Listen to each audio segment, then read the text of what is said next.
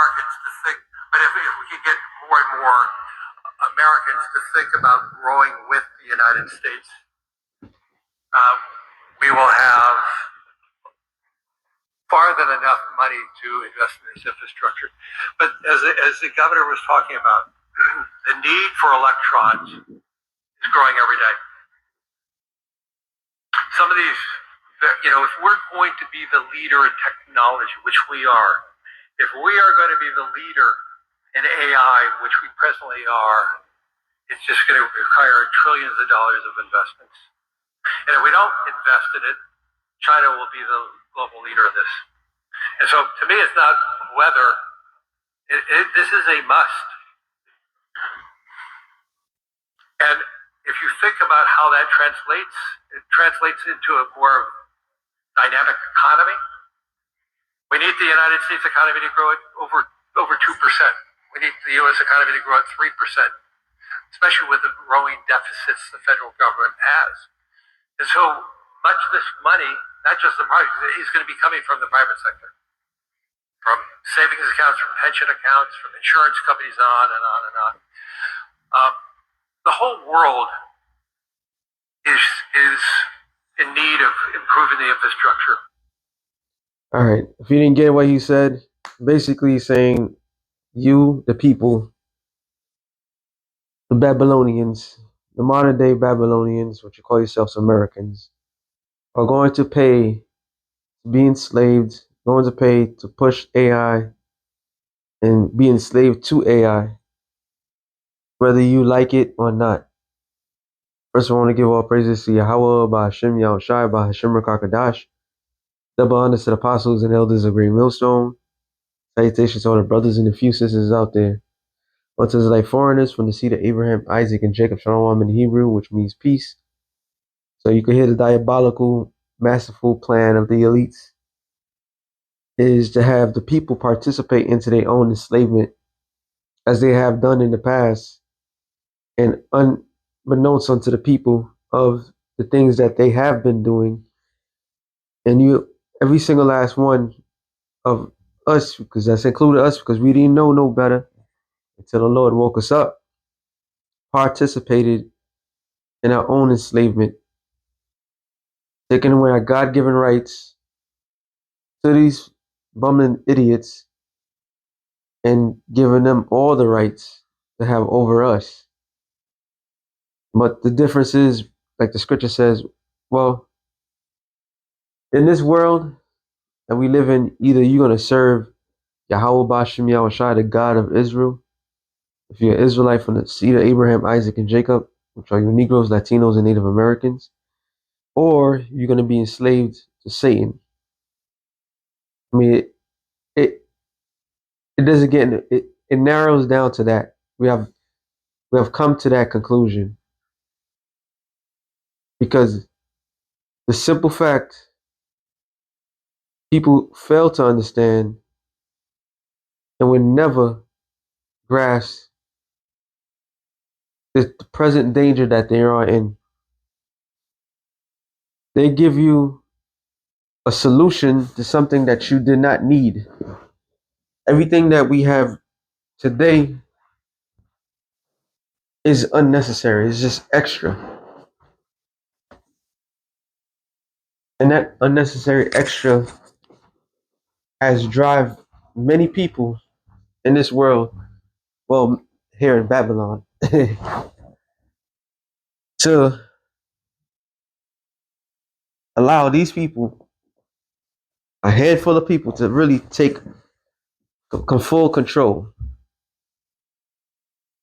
So is there conspiracy in the scriptures? Absolutely. What is a conspiracy? This is what it is. It's bad enough you can't afford money to live a regular life in this society. Now they want more. They want to squeeze more out of you to enslave you. You gotta love it. Real quick, couple of scriptures, which is gonna lead to the MLTB. And yeah, we in GMS, we are the ones that, the main camp, the only camp that really pushes that mindset. because it's not a mindset, it's the truth, it's a fact. All right. That's what the elites is doing. Proverbs 22:7, I believe. The rich ruleth over the poor, and the borrower is servant to the lender. So the rich rule over the poor, and you have to borrow in order to survive in this society, or you become a servant to them. He that soweth iniquity shall reap vanity, and the rod of his anger shall fail. Sorry. There's another one.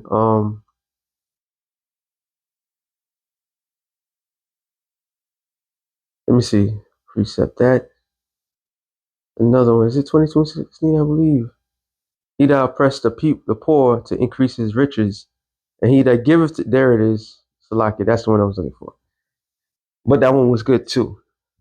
All right. That's why you have a credit based system in the society. You don't, it's not a one on one. You're given a loan to take something and you are indebted for the rest of your life to pay this thing back. That's how they get everybody. But here it is, Proverbs 22:16. He that oppressed the poor to increase his riches, and he that giveth to the rich shall surely come to want. So they want everybody to participate and to give to them unconditionally. All right. But the crazy part about it, people have been given, but now why are they making this public for? Because now they're telling you're going to put yourself into slavery. You're going to do that. It's like, oh yeah, see, spirit. Genesis, I believe it's 44.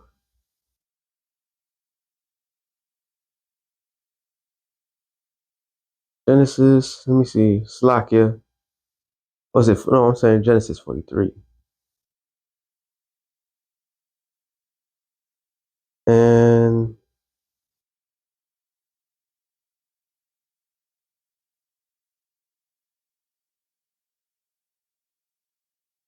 let me say 42.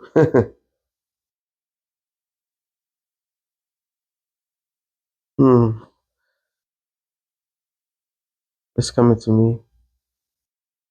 Matter of fact.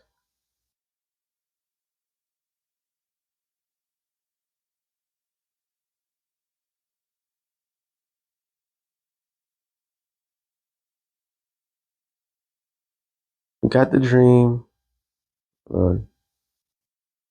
Okay. I was correct. Lakia.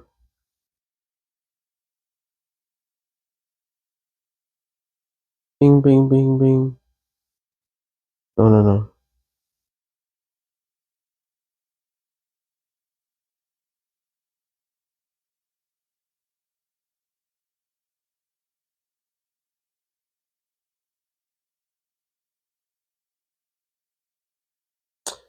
That's 46.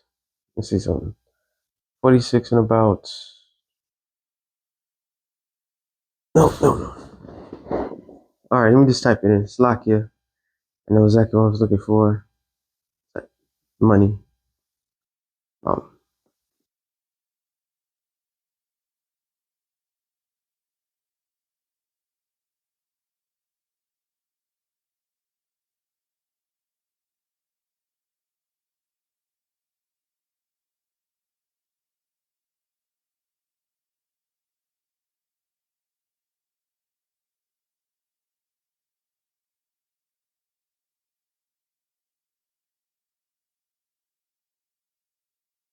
47. Slakia. Okay. Genesis 47 and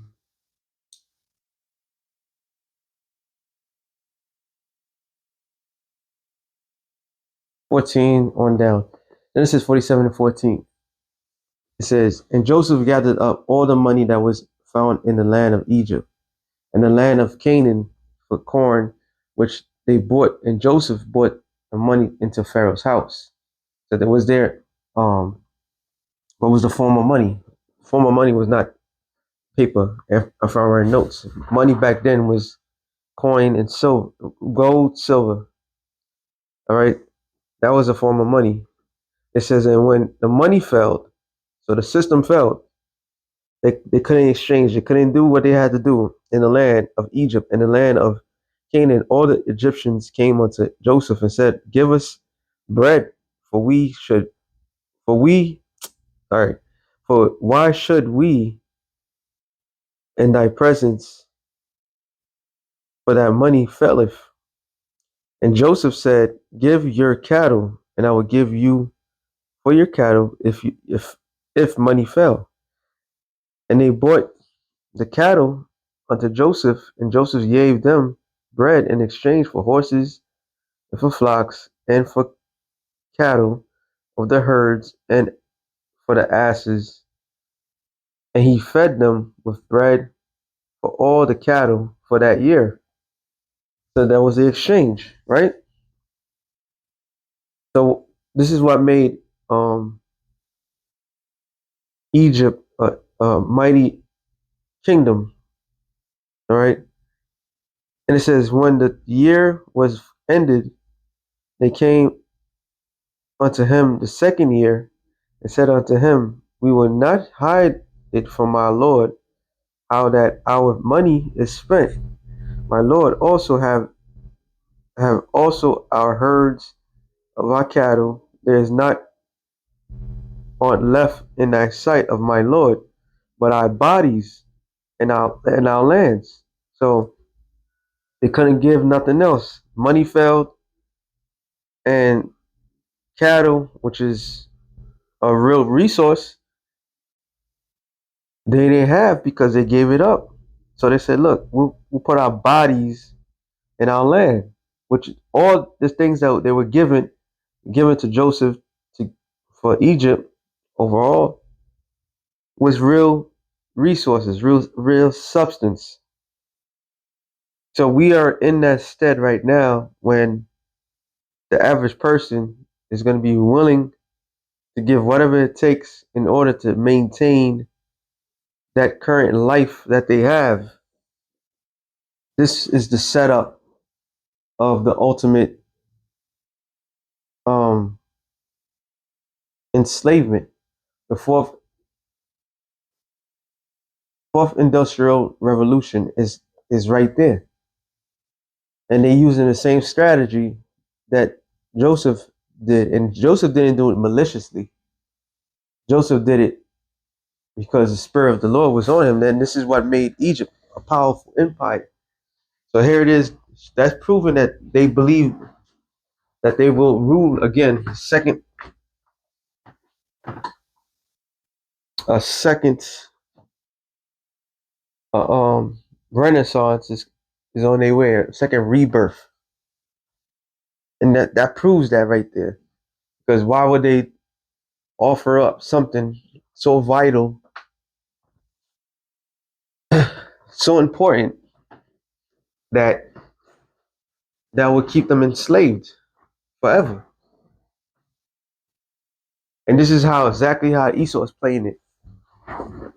So if they tell the people you gotta get a chip, like what's his name, the usurper King Charles told his subjects in England that a new financial system is going to be in display where everybody has to get a digital ID and all this other stuff in order to, and that's the key to everything, and what they say, and this is how they're selling it, in order to maintain or in order to stay in the system that is built. So outside of that system, outside of the social norm, you will be able to survive, but you won't have the privileges that you had before. That's how they're gonna sell it. Okay, and it says, "Wherefore shall we die before thine eyes, both we and our land? Buy us in our land for bread," which proved that there was a famine and proved that they had no integrity. All right, it said because bread is only going to get you so far, and we our land shall be servants unto Pharaoh, and give us seed that we may live and not die, that the land be not desolate. And that's how the modern day governments operate. They need from the people collectively to maintain. If the people really did not put into the government all these draconian laws that's applied, would not be in effect. Like if you go to certain areas in any city, you will get a ticket just for sneezing, a car ticket. All right, you could go and park in like New York. If you double park and just for a few seconds in a bus lane, which a bus lane is bullshit. It just made that like that. Now you get a ticket. So they created a system in order to squeeze the life out of everybody. But if people doesn't participate, which in this case people are going to participate, it's like they have no other choice because this is all the world that they know. So they got everybody right when they want to, and it leads us to what? Um, Job 2 and 3, something like that. 4. And Satan answered the Lord and said, "Skin for skin, yea, all that a man have will he give for his life." So knowing that, Satan know how to get to people. In the modern day devils, all these elites, they know how to get to people. If they tell people, "Yo, we need $1 trillion to come up so we can help forward this new system," these morons would do it. Yo, Trump is telling the morons, "Oh, we need this ballroom," right? When the dumb fake shooting thing took place, and Lindsey Graham went up and said, "Yeah, people care about their president's safety. We need a new ballroom, and the taxpayer is going to pay for it," right? Oh, well, he sued the government, IRS, for 10 billion, and he what they said, no contest or something like that. So now his entire family can never be audited or anything like that. So he was suing the government to take people's money, and then he put the money that he got back from the IRS to his what you call it, offshore's accounts or something like that, deliberately into people. So this is clearly corruption at an all-time high.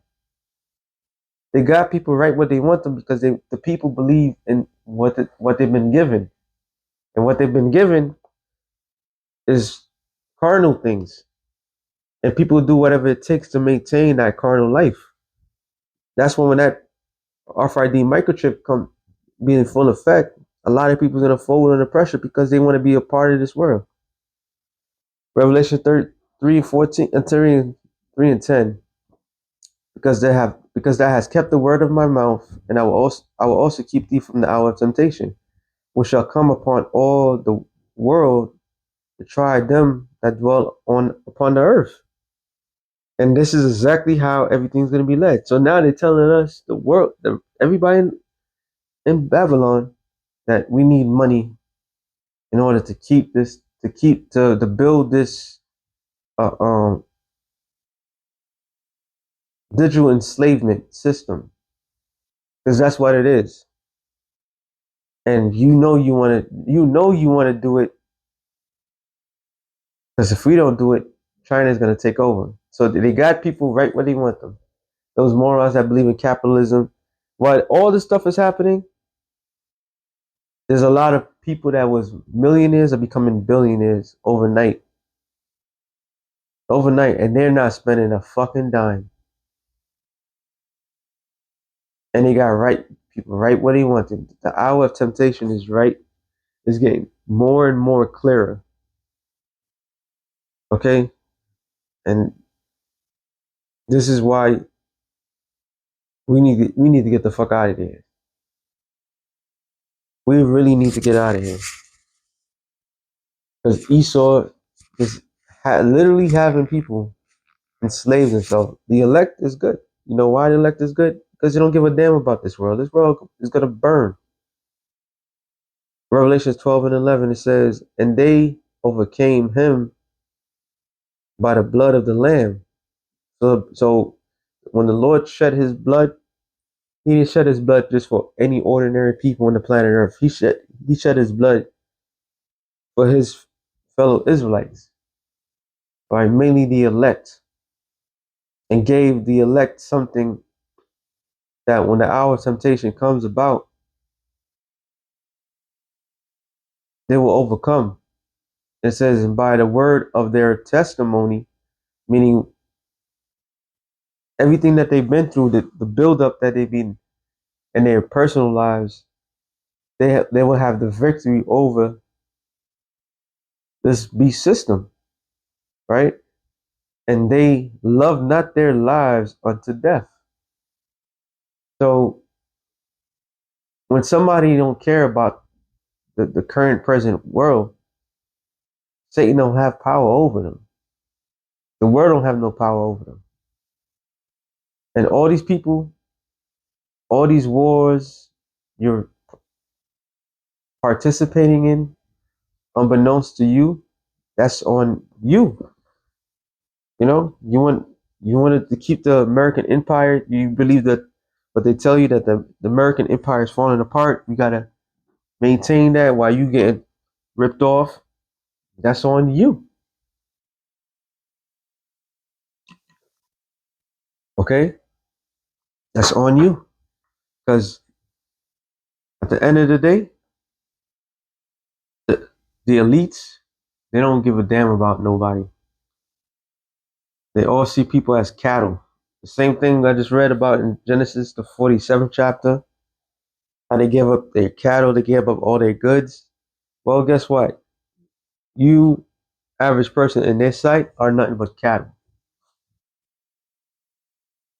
And cattle don't have nothing. That's how they see it. But the elect, they have Yahweh Bashem Yahushai on their side.